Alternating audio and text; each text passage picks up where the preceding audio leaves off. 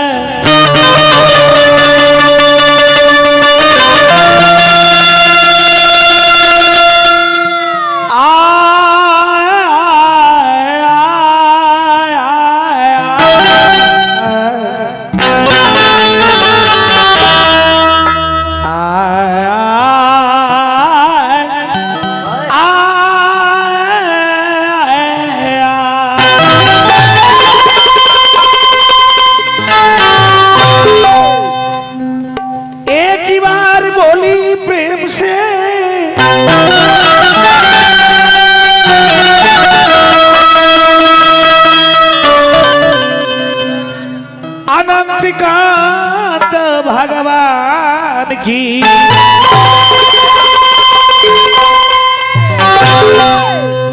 जली सवेरा के टाइम भाई बड़ी सुंदर सुंदर गाना बजा सुने के भेटाइल बा ना जी हां जी हे बाबू ज्ञानी के ज्ञान से ध्यानी के ध्यान से भक्त के भगवान से कुछ कहला जरूरी बा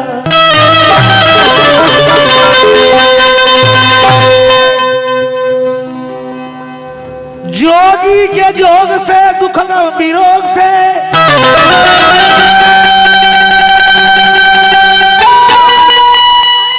पापी के धन भोग से ये लग रहल जरूरी बा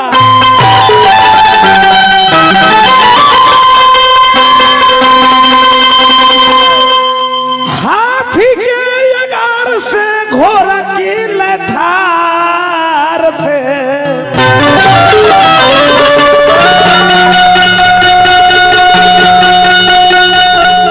शैतान के व्यवहार से परे खल जरूर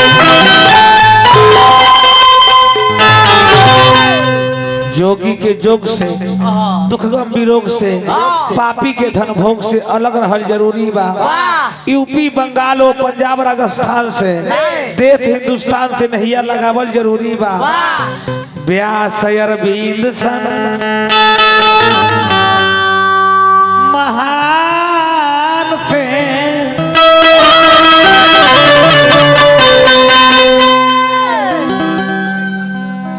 उमेश सन नदान से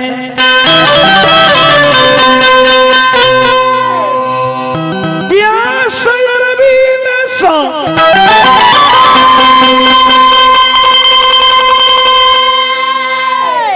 महान से उमेश सन नदान से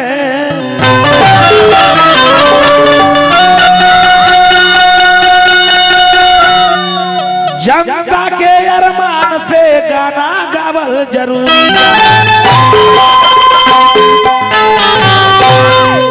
चलिए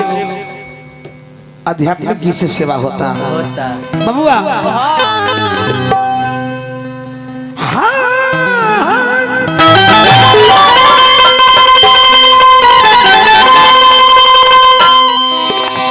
पंकज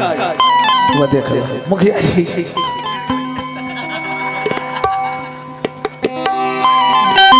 धर्म रुदल बाबू धरती के अंदर घुसल जा रहा बा कितना सुंदर बात कहनी गदहवा हथिया वाला बात तो गदहवा ब्याजी एहो गधा हो पर मतमे के बनाइल बा। गधा में एगो ऐसा समान विशेषता कर दिहल गइल बा, अगर तारा केहू के माथा पर धर दी नु तो उठी ना मरिए तो मरिए।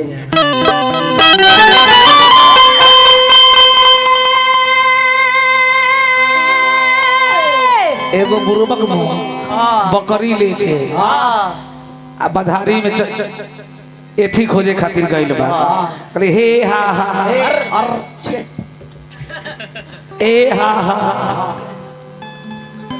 देखो होशियार का कहले कि तू का खोजता रह तो भैंसा खोजता नहीं काहे खातिर है तो तू पागल बड़ा का तो का है तू बकरिया खातिर तू भैंसा खोजता रह तो कहले कि ना बुझता नहीं रुआ एकरा ऐसा से भेंट करा दी हम नु खाए तो भूरी फुहरी सुधरिए तो मरिए जाई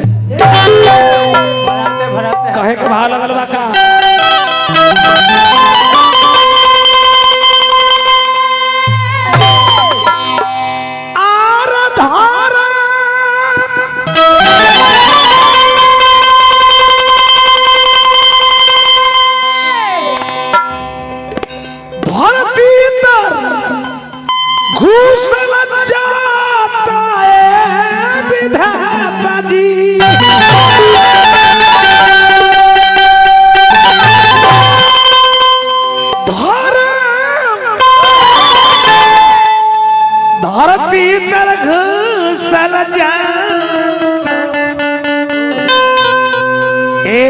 विधाता जी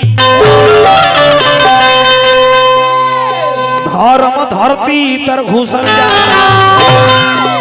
अब वही के समय से लेकिन रुदल जी बाघ बकरिया एक एक घटिया पर पानी पियता ए बाबू ये विधाता विधाता तो धर्म धरती तर घुसल जाता।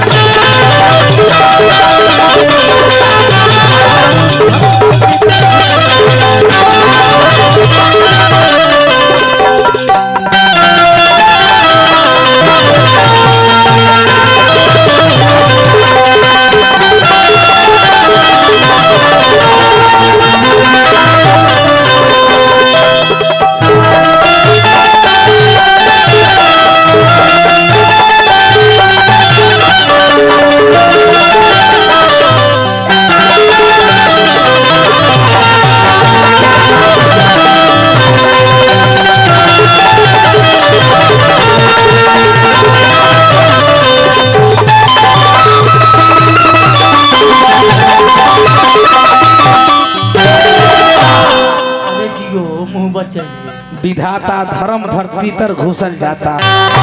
बाबुआ उमेश खट में चले के बाद जलीदार कपड़ा जालीदार कपड़ा आर हाट बाजार में सबसे महंगा बिकाता बिकाता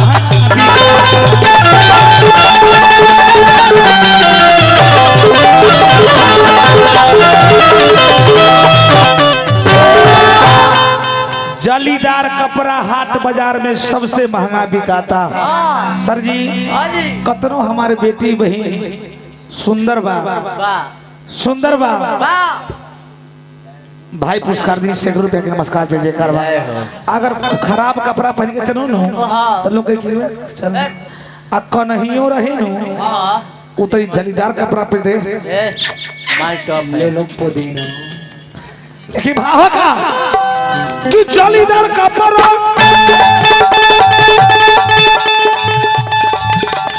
आर हाट बाजार में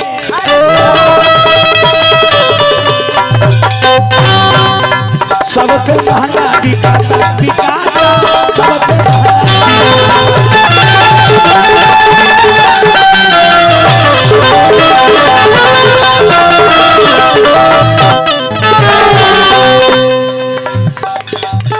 कापरा परला भारा मचल दुनिया में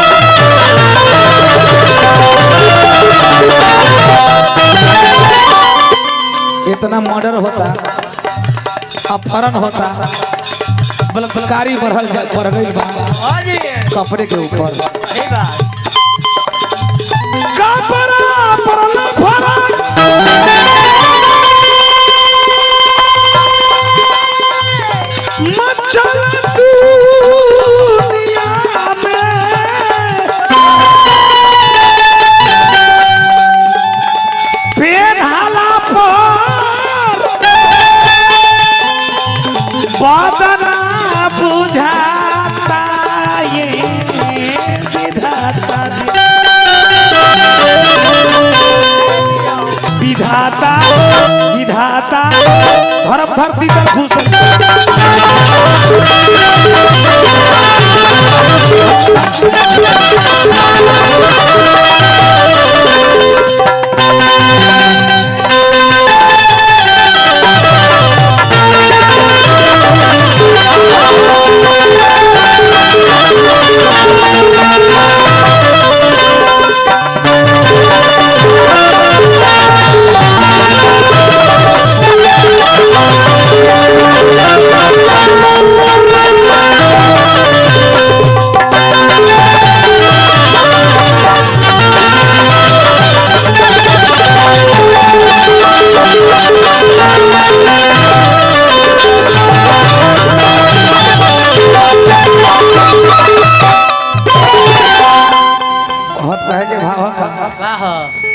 कि पंडित पुजारी आर बनला भिखारी मीठ मुर्गा देली चबाता चबाता मीठ मुर्गा देली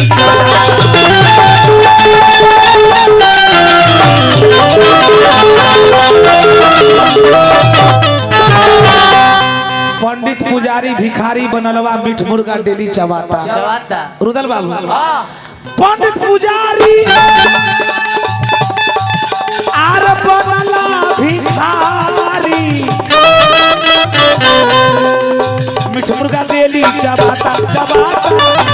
डेली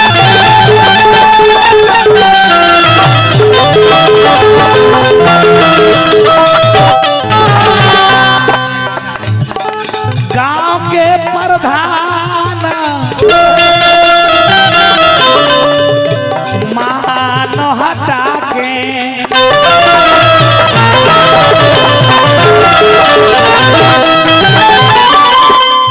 गांव के प्रधान मुखिया जी सरपंच साहब वार्ड मेंबर साहब विधायक जी एमपी साहब गांव के प्रधान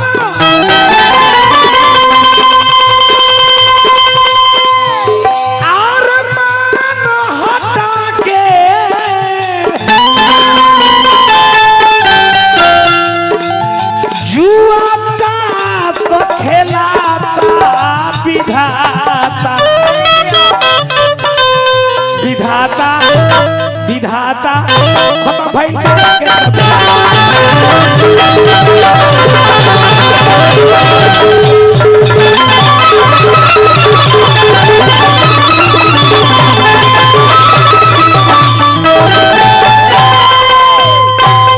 अब चली हनुमान जी के जन्म भइल बरे चैत के पूर्णिमा रहल हनुमान जी लीला दिखावनी चाचा जी लीला दिखावनी पवन सूत उनका नाम काहे पड़ल बा सूत माने बेटी खोला चौबटिया पर जाके अंजनी जी हनुमान जी के सुता दी बबुआ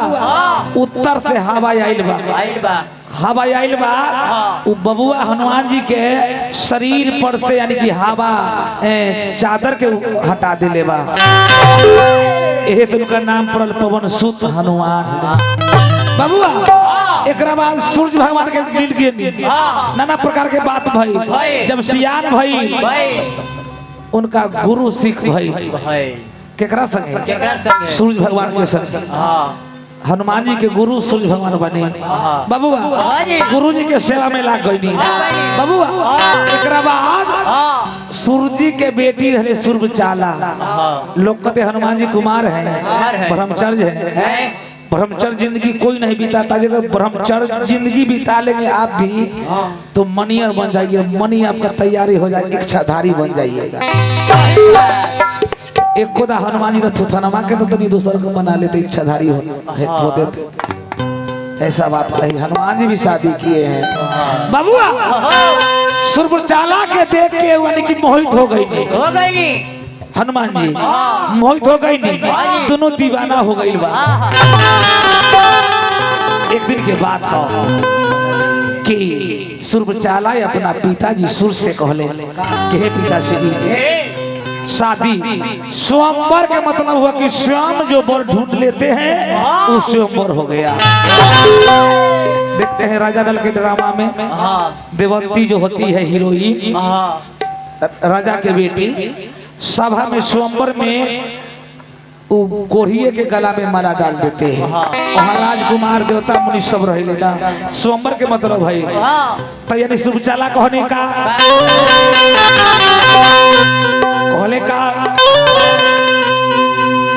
कि आजुदीन पुराइता हो पिताजी आहो मान के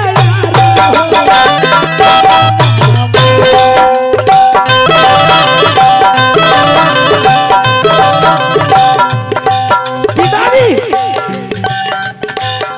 मुझे दिल में तमन्ना लगा है, आज दिन पुराइता हो पिताजी,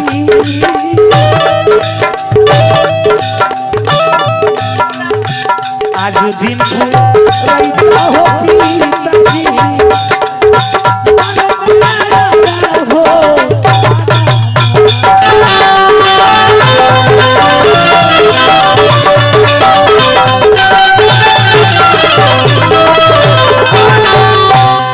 पिताजी मुझे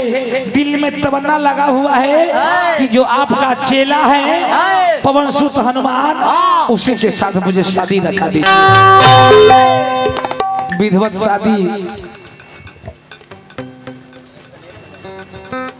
हनुमान जी के संगे सुरचाला के सूर्य देवता मनौले बनी। बबुआ शादी विवाह भइल बा। अब चले वो गीत के भाव लगल बा का कि अइले गरमिया के पंकज जी, कि अइले गरमिया के दीना ये सैया डोला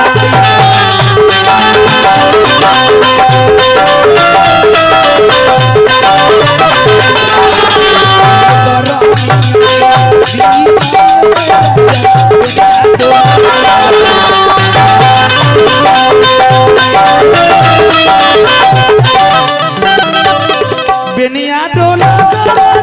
बेनिया डोला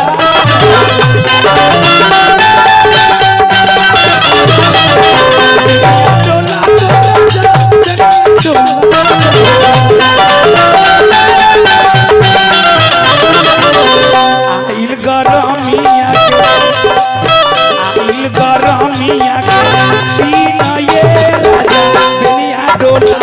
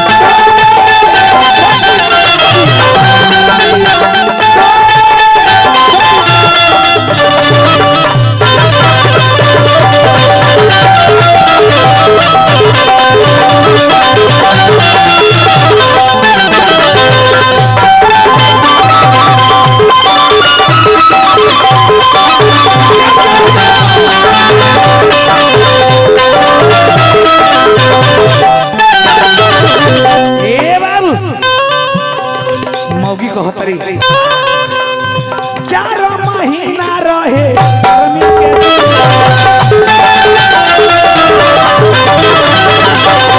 4 महीना रही गर्मी के दिन।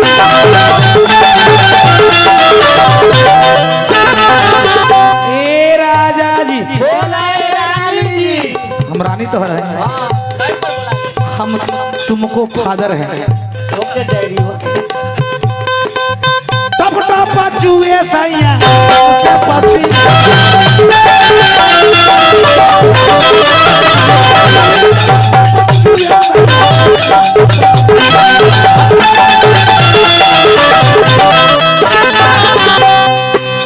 आइल गरमिया के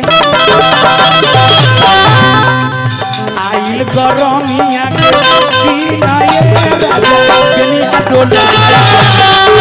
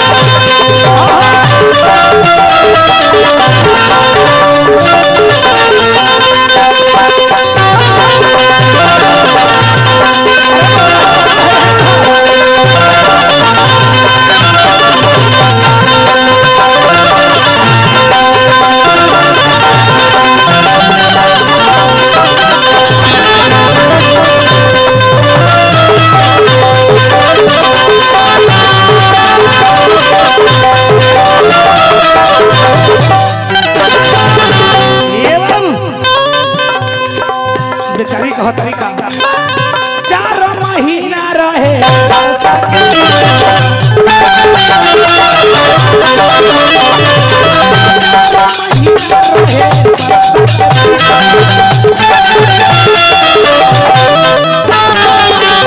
बाबू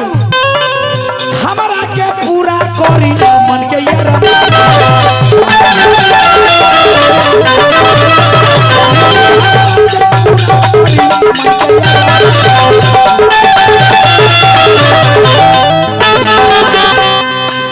सतावतारे कहले का सतावतारे फुहरी सतावतारे पुरवी यार ये राजा बांग्ला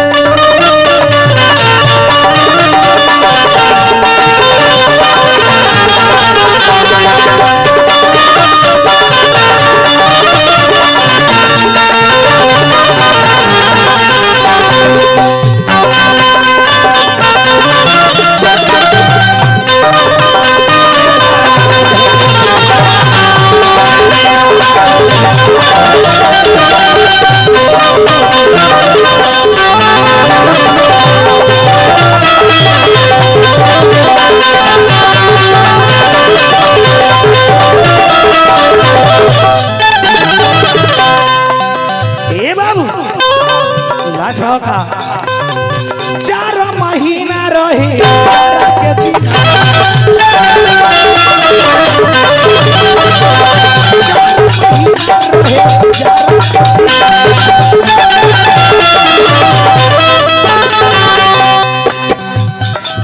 सैया जी हमारा पूरा करिए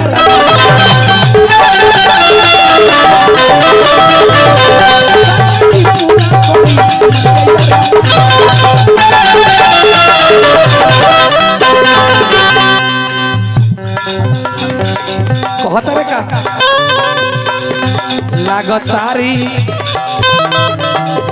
लागतारे देहिया में लागतारे देहिया में यार ये राजा तोरा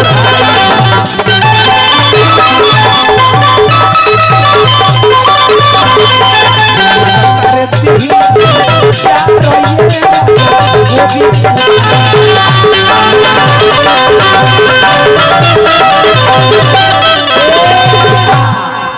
और भालगत बाबूजी कि आरा के उठलाली वाली ओहे भाव आरा के उठलाली लाली कि आरा के उठलाली बारे अर बलिया के कनवाली रे कजरावा जान मार बबुआ कि आरा के उठलाली बारे आरा के उठलाली बारे बलिया के कनवाली रे कजरावा जान मारत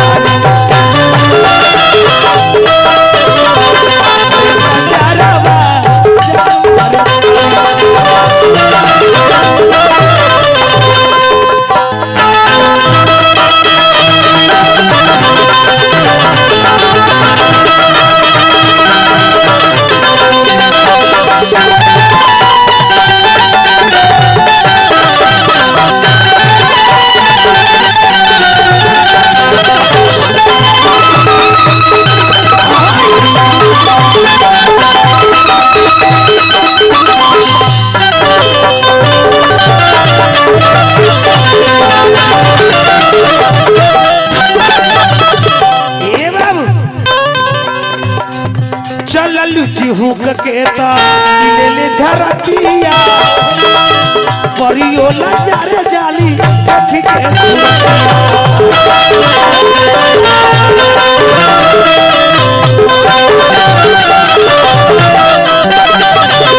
चलली चुहुक के ले धरतिया परियो नजारे जाली देख के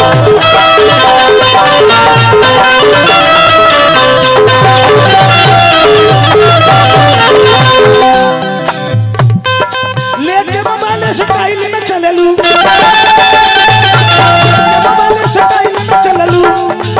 लेके मोबाइल स्टाइल में चललू मार करबा तारू रे कजरावा रे कजरावा जान मारवा कजरावा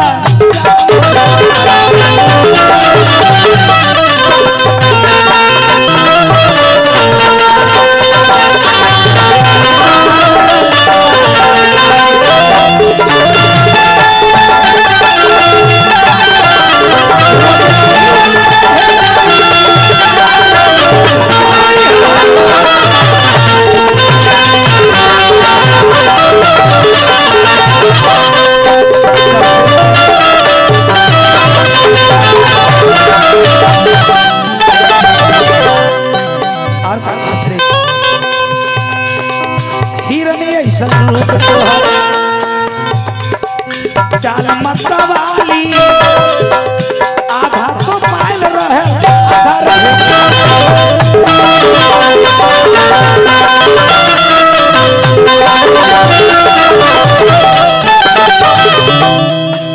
हिरनी ऐसा रूप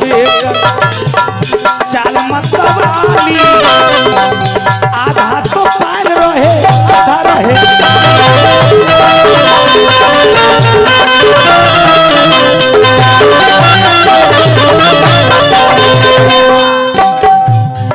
मार के कनखिया रखिया से यार काम बताई मार के कनखिया रखिया से मार के कनखिया रखिया से यार काम बना बताई अरे कजरवा अरे जान मारत